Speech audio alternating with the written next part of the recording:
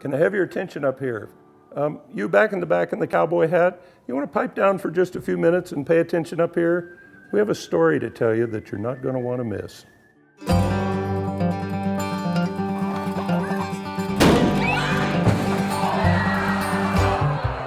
Visitors to the High Desert Museum will tell you a whole lot gets packed into a day here, but what visitors see isn't the half of it.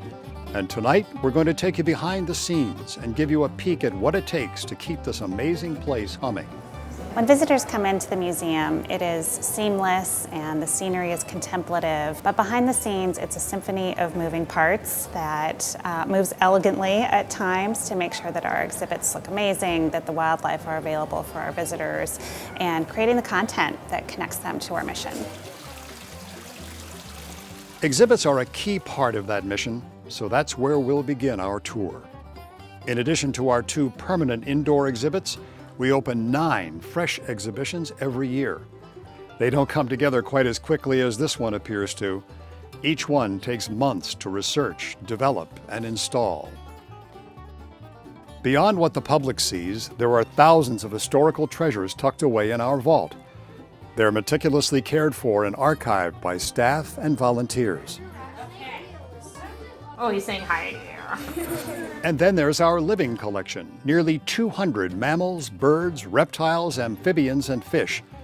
It takes tremendous effort to care for all of them 365 days a year, especially this little guy. It also takes a whole lot of food, nearly 9 tons each year. Wildlife staff are up early, training raptors, feeding mammals, doing weigh-ins. Our focus is to try and make people passionate about wildlife. When you see a little boy or a little girl or even an adult have that sparkle in their eye from something they learned from you, that's really probably the most rewarding part of my job. While the wildlife staff is taking care of the animals, living history characters are putting the finishing touches on their costumes and getting into character. But before they start interacting with visitors, there's work to be done at the ranch. The whole ranch scene in 1904 is a second home for me. I have to worry about the roof, the shingles, the chickens. It goes on and on. It's a second home.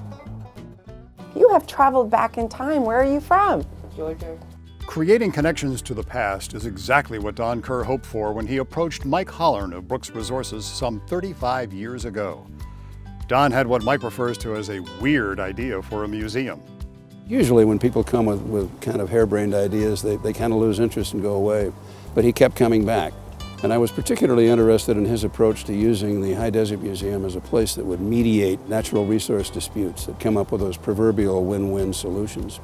And that's really what sold me on the whole concept. We actually found this all by ourselves. I'm not kidding. Another asset Mike saw for the community was the education it would bring.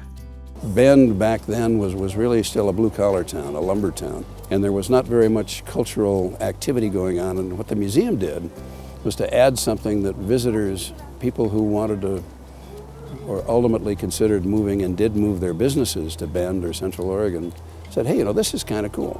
And I don't think the museum has been given adequate credit for the impact that it has had on the positive growth of Bend over the last 20, 25 years.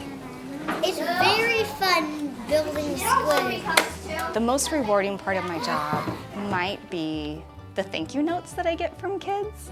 You don't realize what you are doing and the impact that you have at that moment, but when they're able to reflect, they're gonna let you know what their most favorite part of the day was. And it might have been the porcupine or the otter, but a lot of times it's the program that we put on for them. For those moments when we see visitors, adults, children connecting to a living history character in 1904, or for a moment being captivated by a raptor flying over them, it's magical and that moment never goes away. We are so fortunate to have a nationally accredited museum in our backyard. I don't know if people realize that we are privately funded, so community support is vital. We cannot keep our doors open without it. And these doors welcome more than 163,000 visitors each year. So tonight, quiet and rest, because tomorrow we'll do it all again.